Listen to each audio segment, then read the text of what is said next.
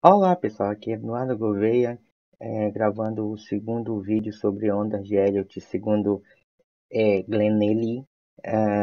Neste vídeo vou apresentar para vocês as regras essenciais na formação dos impulsos e também suas regras condicionais.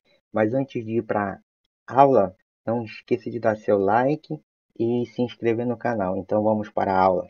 Então pessoal, continuando nosso curso aqui sobre ondas de Elliott, né? Fundamentos básicos de ondas de Elliott com aplicação no mini-índice. Esta é a aula 2. Em considerações gerais, nós vamos falar sobre os impulsos. Então, nesta aula, nós vamos falar sobre os estágios mais avançados da aplicação da teoria das ondas, né? Onde existe uma mentalidade de grupo, onde nós precisamos pegar aquele conceito inicial lá da primeira aula, que foram as monoondas, né? Que era o nosso o foco ali naquele momento, e só lembrando que esse conceito foi cunhado por Glenn Neely para que fosse mais fácil o entendimento da formação dos padrões impulsivos e corretivos, né? Então, a partir desse momento, a gente vai ver regras mais específicas e para diferenciar entre impulsos e correções. Ah, Nós vamos ver aqui regras bem exatas para cada padrão e suas respectivas variações. Então, continuando aqui, nós temos os padrões não realistas, né, de impulsões e correções. Então, o que que nós temos aqui? À esquerda aqui do vídeo eu tenho uma tendência autista, sendo um impulso, né? Aqui, esse impulso seria um padrão padronizado, ok?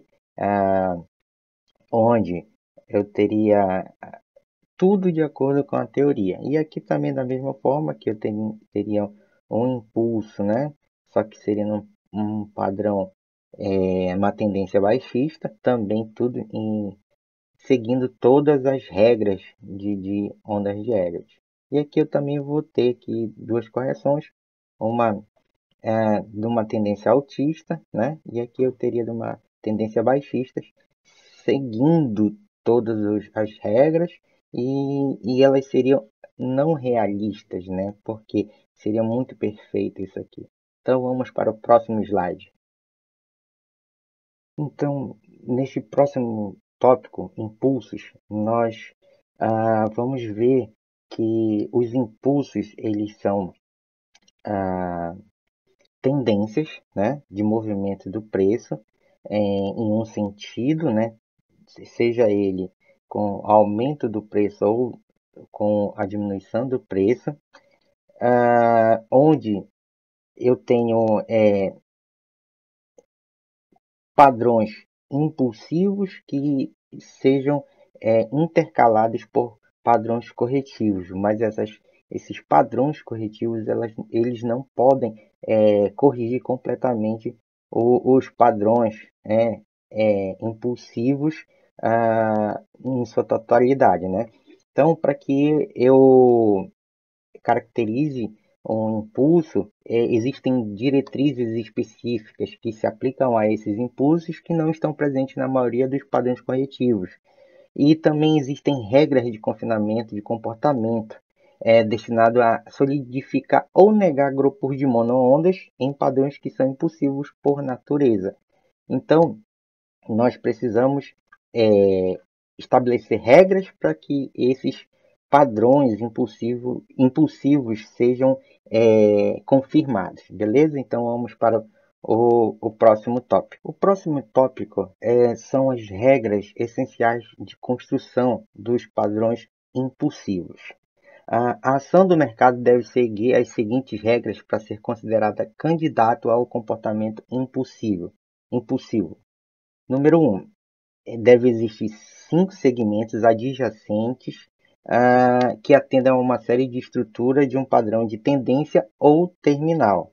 Nós já ouvimos falar isso várias vezes, que existem 5 ondas, né? E elas devem ser adjacentes, tá ok? O segundo tópico, 3 desses 5 segmentos devem impulsionar na mesma direção, para cima ou para baixo. Número 3, imediatamente após o primeiro segmento, ocorre um pequeno movimento na direção oposta, sentido oposto, né? O segundo segmento. Este segundo segmento nunca pode refazer todo o primeiro segmento. A quarta regra, o terceiro segmento deve ser maior do que o segundo. Então, quando eu tenho o primeiro, depois eu tenho o segundo, que não retraçou completamente o primeiro, eu vou ter o terceiro. Esse terceiro, obrigatoriamente, ele deve ser maior do que o segundo. Nós vamos ver daqui a pouquinho isso em um outro slide. Quinta regra, imediatamente após o terceiro segmento, ocorre um movimento menor no sentido oposto, mas na mesma direção do segundo. E este segmento seria o quarto, né? E o detalhe aqui, o quarto segmento nunca deve refazer todo o terceiro segmento. Tá? Então, a gente vai ver que existem casos em que o quarto segmento ele não vai se sobrepor ao segundo e vão ter casos em que o quarto vai ter uma sobreposição no segundo segmento. Então, a quinta regra seria o quinto segmento quase sempre será mais longo que o quarto, mas só precisa ser 38,2% do quarto segmento em termos de preço. Quando o quinto segmento é mais curto que o quarto, o quinto segmento é denominado fracasso ou truncado, beleza? Então, olha lá, eu tenho onda 1, onda 2, onda 3, onda 4. Na onda 5, quase sempre essa onda 5 vai ser maior do que o comprimento de preço da onda 4, mas necessariamente ele tem que ser no mínimo 38,2 o comprimento do quarto segmento. Então, menos do que isso, tenha na cabeça que ainda não foi finalizado a onda 5, beleza? Então vamos lá para a próxima regra. Quando as distâncias verticais de preço cobertas pelo primeiro, terceiro e quinto segmentos são medidas e comparadas, o terceiro não precisa ser o mais longo, mas nunca pode ser o mais curto dos 3 segmentos. Isso aqui é muito importante. Muitas pessoas falam que o terceiro segmento tem que ser sempre o maior, mas isso não é 100% verdadeiro. Tranquilo? Então, nós podemos ter uma onda 1 maior do que a onda 3, mas essa onda 3 necessariamente, nesse caso, teria que ser maior do que a onda 5. E se eu tiver uma onda 5 maior do que a onda 3, necessariamente a onda 3 tem que ser maior do que a onda 1. Então, essa é uma coisa que é muito importante aqui para a gente. A regra 7 dessas regras essenciais de construção. Então vamos lá para o próximo tópico. Neste próximo tópico aqui, a aplicação à ação de mercado, eu apresento para vocês uma série de poliondas em que nós podemos observar tendências ou não, né? Então, se eu tenho uma tendência, provavelmente eu vou ter um impulso. Então, nessa figurinha aqui, o que que eu vou ter? Ó? 5 monoondas, né? 1, 2, 3, 4, 5. Mas qual é o problema aqui, ó? Que essa onda 2 é muito grande em relação à onda 1. Então, ela retraçou completamente. Então, ela vai fugir a uma daquelas 7 regras lá das regras essenciais de construção de um impulso, tá? Então, isso aqui não seria um impulso. Provavelmente aqui seria uma correção. Aqui, ó, nós temos todas as regras sendo atendidas perfeitamente. Eu tenho 5 segmentos. Eu tenho o segmento 2 aqui retraçando a primeira onda, né, o primeiro segmento. O terceiro ele é maior do que o segundo.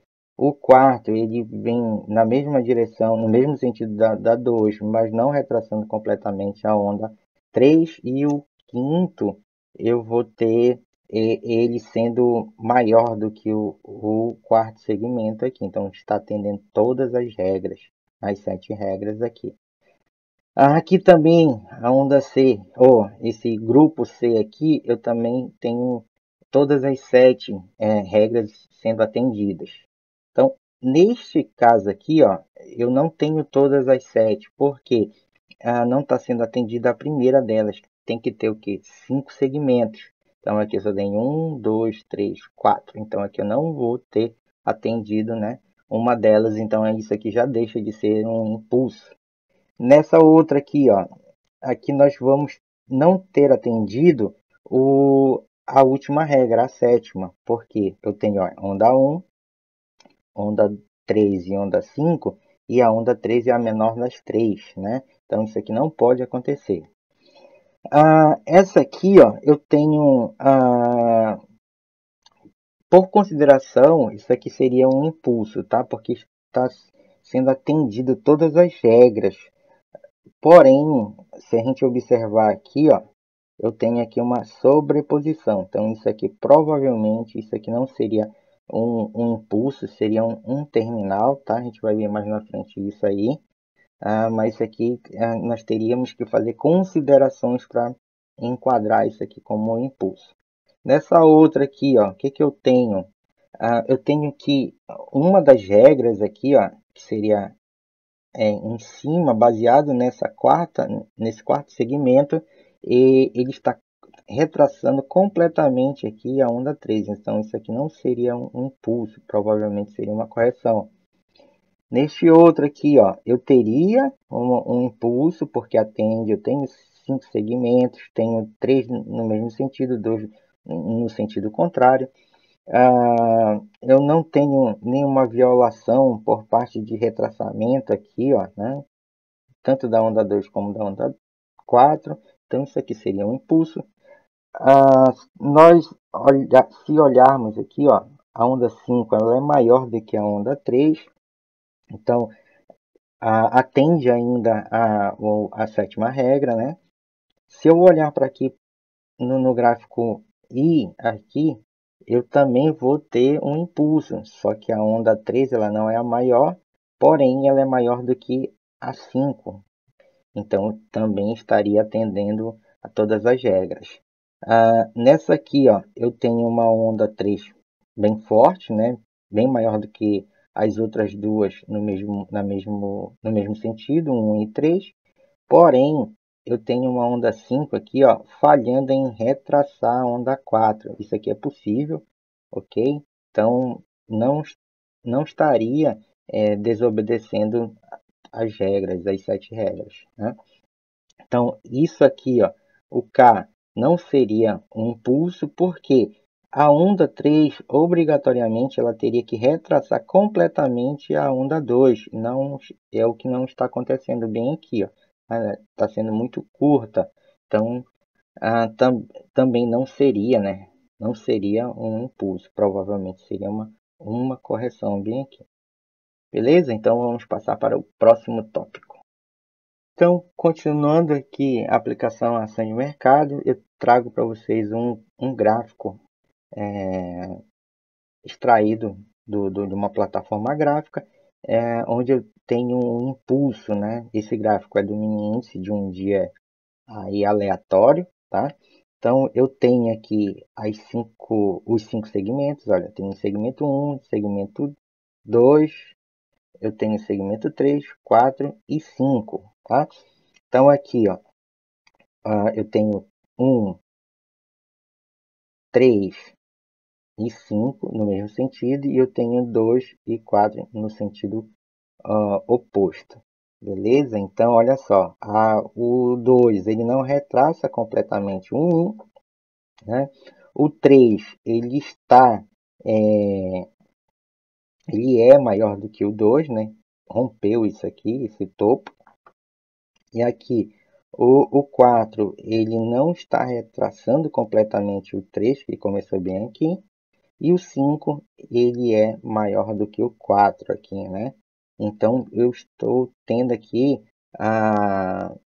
sendo contempladas, né, todas as 7 regras para a formação de um impulso. Então, vamos para o próximo tópico. Então, aqui nós temos a regra da extensão, o teste decisivo. Uma extensão é um elemento essencial de qualquer padrão impossível confiável e está exclusivamente associado a eles, né? Então, a extensão sempre vai pertencer ao grupo, ao padrão impulsos. O termo extensão é usado para descrever a onda mais longa em um agrupamento impossível. Se eu tenho uma onda 3 maior do que a onda 1 e a onda 5, então ela é candidata a ser a ser a onda estendida. Tá? A presença ou a falta de uma onda estendida é a bifurcação da estrada analítica, delineando o comportamento impulsivo do corretivo.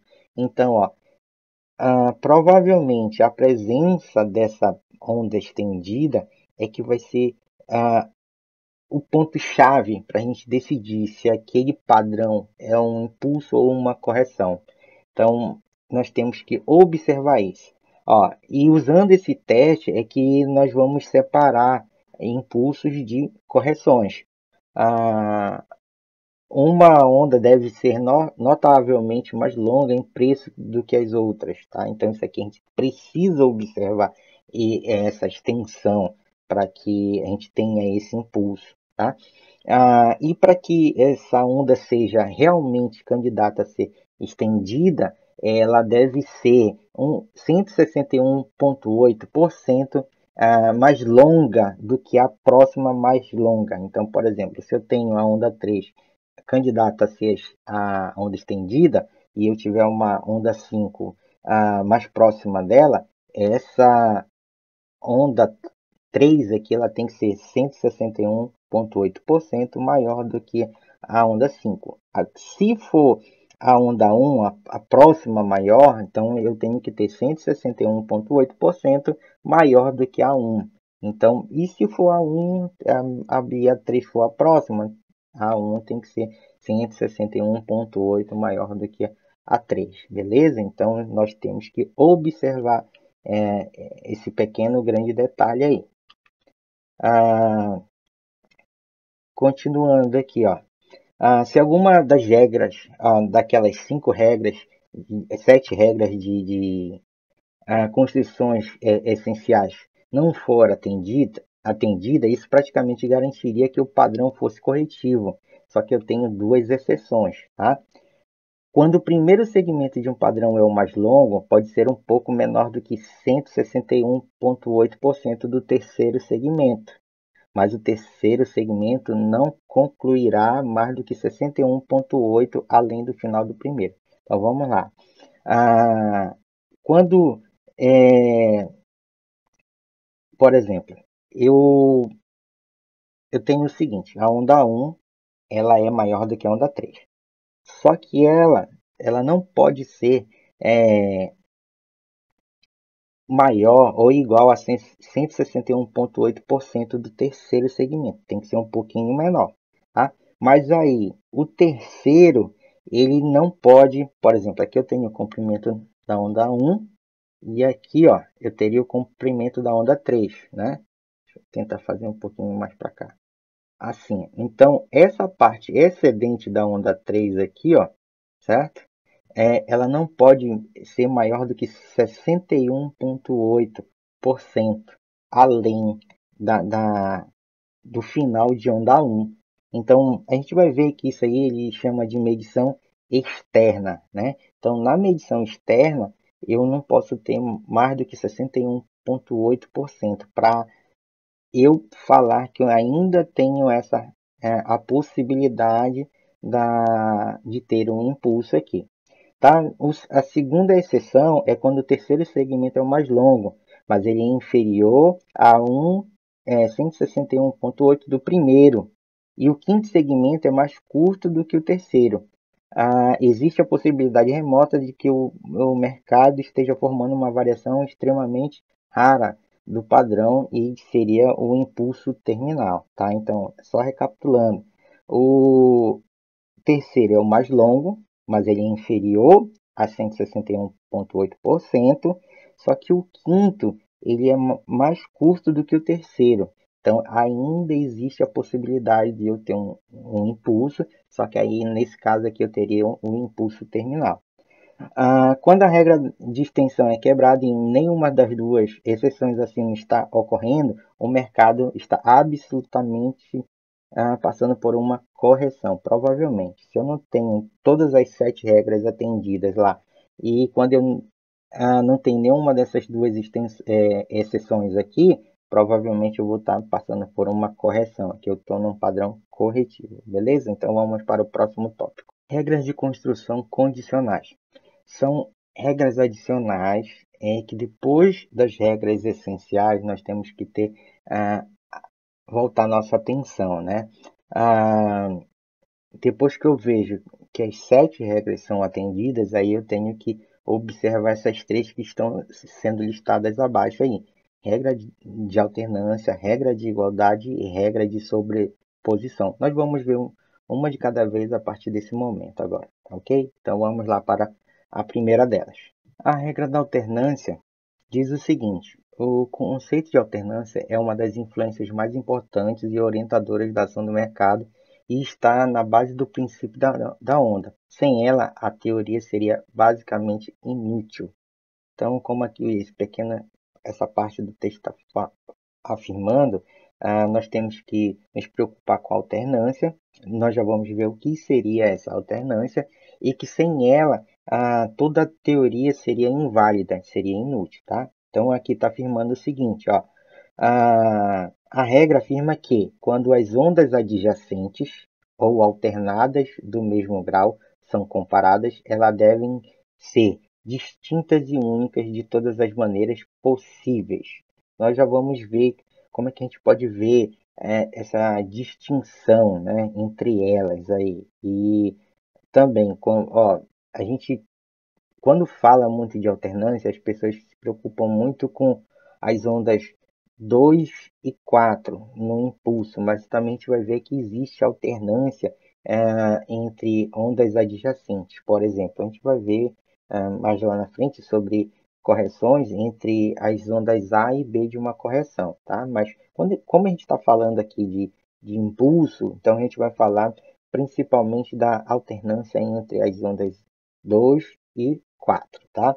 O principal fator decisivo na plena manifestação da regra é o tempo. Então, quanto maior o tempo, o intervalo de tempo passar, mais completa vai ser essa alternância. Mais vai ser possível observarmos essa alternância, tá? Então, há muitas maneiras pelas quais a alternância pode ocorrer. Com relação aos padrões impulsivos, a aplicação mais importante da regra é na fase contra a tendência, como eu já falei, ondas 2 e 4, tá? Se e quando você descobrir que o mercado está se desdobrando de forma corretiva, a regra se aplica às ondas A e B. Eu já tinha falado sobre isso aí, então vamos passar para o próximo tópico aqui. Então, aqui nós vamos poder observar os possíveis tipos de alternância que devem ser considerados em todas as formações. Então, a primeira delas aqui é o preço, né? Então, pensando em onda 2 e 4, né? Então, quando eu falo em preço entre onda 2 e 4, eu vou ter que me preocupar com o preço. Por exemplo, onda 2 tem um preço, por exemplo, de 100 unidades e a onda 4 pode ser menor ou maior, então vamos dizer que ela seja menor, vai ter 40 unidades. Então, aí a distância percorrida no eixo vertical, né? Então, se eu tiver essa desigualdade em unidades verticais, então eu já vou ter o que? Alternância em preço. O segundo, né, a segunda área que pode ter essa alternância é o tempo. Então, só que aí eu tenho que me preocupar com o eixo horizontal. A distância é em unidades horizontais. Então, por exemplo, se eu gasto numa onda 2 20 minutos, na onda 4 eu posso ter um tempo, né, um intervalo de tempo de 30 minutos. Então, eu já teria tido aí o princípio da alternância atendido pelo tempo. Então, a área C seria a gravidade, tá? A porcentagem de retração da onda anterior. Aí é aplicável apenas às ondas 2 e 4 de um padrão de impulso, todas as variações de impulso. Então, todas as variações que eu tiver, seja um impulso ou um padrão terminal, eu tenho que me preocupar entre ondas 2 e 4, e aí eu tenho que ver o percentual de retraçamento da onda anterior. Tá? Então, é isso aqui que ele está querendo falar de gravidade. Então, aí o próximo seria a complexidade. Então, por exemplo, se eu tenho uma onda 2 e ela tem 5 monoondas, né? Na onda 4 eu poderia ter o que? 3 monoondas, e aí eu teria o que? Atendido essa área de complexidade, tá? Numa eu teria 5, na outra teria 3, então eu já teria atendido a regra da alternância aí. Independente se eu tive uma igualdade de preço, uma igualdade de tempo, está em uma gravidade, né, o percentual de retraçamento igual. Mas se eu tivesse já essa complexidade atendida, aí eu já teria também a regra da alternância sendo atendida. E a última, que seria a construção, tá? Aqui em construção a gente iria falar sobre os padrões, então a gente vai ver, e eu acho que algumas pessoas já sabem que existem ah, 3 tipos básicos de correções. Eu tenho zigue-zague, correções planas e triângulos, né? Então, se eu tenho um zigue-zague como onda 2, na onda 4 eu poderia ter uma correção plana, então eu atenderia, apesar de que um zigue-zague e a correção plana, elas têm o mesmo número de subdivisões, eu teria o mesmo número de subondas. Então, então eu teria o quê? A complexidade igual, mas aí o que eu iria ter? Uma construção diferente. Então eu também estaria atendendo à regra da alternância. Então aqui eu tenho um exemplo na prática, eu usei até o mesmo gráfico anterior, né? Lá do mini índice. O que eu vou ter aqui? Ó? A onda 2 e a onda 4. O que eu posso observar aqui? Ó? Que eu tenho o aspecto 1, preço atendido, ó. Eu tenho aqui esse comprimento aqui vertical, bem maior do que esse comprimento vertical. Eu tenho o aspecto tempo também atendido. Ó. Esse retraçamento é bem curtinho e esse retraçamento aqui ele é mais longo. Né? Também teria o aspecto tempo atendido aqui para a regra da alternância. Bom, a gravidade, né, também teria aqui, ó, se a gente observar, ele retraçou muito em relação a isso aqui, ó. Então eu tenho aqui um percentual de retraçamento bem grande. E aqui, ó, a onda 3 é tudo isso bem aqui, e a onda 4 é bem curtinho em relação a esse aqui. Então a gravidade seria baixa para esse aqui. Então eu também teria a regra da alternância atendida. A, a complexidade, aqui eu tenho aqui basicamente uma monoonda e aqui eu tenho vários segmentos. Eu tive aqui várias ondas para baixo, para cima. Então isso aqui eu tenho como dizer que eu tive uma complexidade maior. Então também estaria atendendo. E construção, se a gente for observar aqui, a gente poderia dizer que eu teria um zigue-zague e aqui provavelmente se eu fizesse uma contagem aqui mais minuciosa, eu iria ver que poderia dizer que isso aqui seria ou uma correção plana ou um triângulo, então estaria atendendo. Então eu tive nesse exemplo aqui as 5 regras atendidas aqui, as 5 áreas, né, para a regra da alternância. Então aqui eu teria bem claro uma alternância nos 5 aspectos. Então aqui na regra da igualdade, o que eu vou ter? Primeiro, eu tenho que ter a regra da extensão atendida. Tá? Então uma das 3 ondas, que seria a onda estendida, eu tenho que me preocupar com as outras 2 ondas no mesmo sentido. Tá? Então, essa regra, quando eu tenho a 1 estendida, a regra vai se aplicar a 3 e a 5. Quando eu tenho a 3 estendida, a regra se aplica às ondas 1 e 5. Quando a 5 for estendida, a regra se aplica às ondas 1 e 3. Então, o que diz a regra da igualdade? Que as duas ondas não estendidas devem entender por igualdade de preço e tempo ou se relacionar por uma razão de Fibonacci. Geralmente essa relação é 61,8, tá? Sob qualquer parâmetro ou então ambos. Quando eu estiver falando dessa regra da igualdade, eu tenho que me preocupar em preço e eu tenho que me preocupar com o tempo, beleza? O preço é a consideração muito mais importante ao procurar a igualdade das duas ondas, tá? Então, eu tenho que me ligar muito no preço ali. Então, se eu tenho uma estendida, geralmente eu vou procurar uma igualdade, por exemplo, se eu tenho a onda 3, que é a mais corriqueira de acontecer, a estendida, então eu vou sempre procurar a igualdade entre 1 e a 5. Então, a gente vai pegar a 1, né, o comprimento da 1, e jogar lá como referência para 5. Só que não necessariamente elas vão procurar essa igualdade. Então eu posso ter o que? Uma relação entre elas e que, por exemplo, a onda 5 seria só 61,8 do comprimento de onda 1. Tá? Aí, além disso, a regra exerce a maior influência nos padrões de impulso quando a onda 3 se estende. Por coincidência, eu acabei dando o exemplo da onda 3. A regra é especialmente útil quando a onda 5 falha após a extensão de onda 3. Tá? A regra é menos útil quando um padrão contém uma extensão de onda 1 ou é um impulso terminal. Tranquilo? Então, ela é muito mais aplicada quando eu tenho a extensão na onda 3. Então, aqui, ó, eu apresento os três casos, tá? Nesse primeiro aqui, ó, eu tenho a extensão na onda 3. E aí, o que eu vou ter aqui? Ó, uma igualdade entre as ondas 1 e 5 em preço, tá? Só lembrando que eu tenho que me preocupar mais com o preço, nesse caso aqui. E aqui, ó, nesse segundo gráfico, a extensão é na onda 1. Então, o que eu vou ter aqui, ó?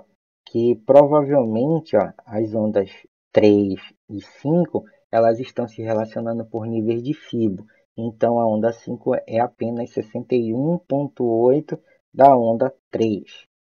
Nesse terceiro e último aqui, ó, a extensão eu tenho na onda 5, né? Então, provavelmente aqui, ó, a onda 3 é maior do que a onda 1, e aí a onda 1 é 61,8 da onda 3. Então, eu vou ter aqui a regra da igualdade. Aí, só lembrando que não necessariamente eu tenho que ter esta igualdade. As outras duas ondas que não são a onda estendida, elas vão procurar níveis de Fib. Geralmente esse nível é o 61,8. Então esta aqui, ó, é apenas 61,8 da onda 3. Beleza? Então vamos para o próximo tópico. A terceira regra condicional é a regra da sobreposição. A regra da sobreposição pode ser aplicada de duas maneiras diferentes, como a gente vai ver logo abaixo aí. A primeira seria no impulso de tendência. Então, qual seria essa tendência? Em padrões que casam com isso aí, ó. 5 subsegmentos, 3, 5, 3 e 5. Tá? Em uma polionda impulsiva de tendência ou superior, isso quer dizer que essa polionda ela pode ter mais de 5 segmentos, nenhuma parte da onda 4, né, um padrão que está formando a onda 4, não pode cobrir, não pode adentrar a região de onda 2, do padrão que está formando a onda 2. Essa regra cria uma das diferenças visuais mais óbvias entre os padrões de impulso e de tendência e impulso terminal ou padrões corretivos, tá? Então, a gente vai ver de novo um gráfico real, onde a gente vai ver que a onda 4 não está invadindo o preço de onda 2. Num dos exemplos desta aula ainda, aquele gráfico lá, a gente viu que a onda 4 não estava invadindo, não tinha o quê? Eu não tinha uma interseção entre ondas 4 e 2, beleza? Então vamos para o próximo aqui, ó. Impulso terminal. Quando eu tenho um padrão em que eu tenho agrupados, né, três segmentos para formar a onda 1, três segmentos para 2, três para 3, 3 para 4, 3 para 5, nesse padrão eu posso ter o que? Uma zona de ação em que a onda 2 seja o que? Sobreposta pela onda 4. Então eu posso ter essa interseção aí. Então vai ficar um pouquinho diferente, tá? Mas eu também posso ter essa também não, eu poderia ter essa sobreposição.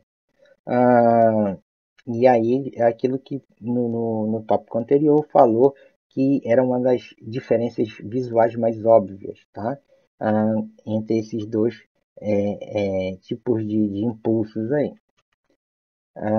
Então vamos para o próximo tópico aqui. Então aqui ó, eu tenho um gráfico, né? Mostrando como seria, né, um impulso de tendência e onde eu não teria essa sobreposição. Então aqui, isso aqui é o range que compreende a zona de preço de onda 2 e isso aqui seria o range de preço que compreende a onda 4. Então não há uma sobreposição entre esses dois ranges de preço, né, esses dois intervalos, e existe uma separação entre elas. Aqui, ó, eu teria aqui um espaço em que não está sendo coberto nem por onda 4 e nem por onda 2. Isso aqui vai acontecer aonde? No impulso de tendência. Isso aqui vai consolidar, né, que isto seria um impulso, né? Então vamos ver agora um exemplo na prática. Então esse é o exemplo, né, de uma tendência, né? E aqui eu tenho, ó, onda 1, eu tenho aqui, ó, um impulso, aí seria onda 1, aqui seria onda 2, aqui seria onda 3 e aqui eu teria a onda 4. Então, eu tenho uma região de preço aqui, ó, nessa região, em que nem onda 4 e nem onda 2 estão atuando. Então, isso aqui, ó, é a regra da suposição para a tendência, né? Então, onde não há sobreposição, não há o que? Interseção entre elas. Então, vamos lá ver um exemplo para impulso terminal. Então, graficamente aqui, ó, o que eu teria para um impulso terminal? Aqui, como eu falei, ó, o padrão para o impulso terminal é diferente. Todos os segmentos que compõem esse padrão de impulso terminal são compostos por três segmentos, né? E aqui a gente pode ver uma região achurada em que está denotando que existe uma interseção entre onda 2, que seria isso aqui, ó, né, até esse ponto bem aqui, e a onda 4. Então, essa região bem aqui ó, seria a região de sobreposição, o overlap, né? Então, não há um intervalo que separa essas duas ondas, né?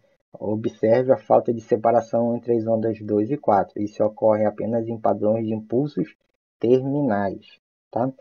Esta foi a aula sobre impulsos, onde foram apresentadas as regras essenciais de construção e as regras condicionais.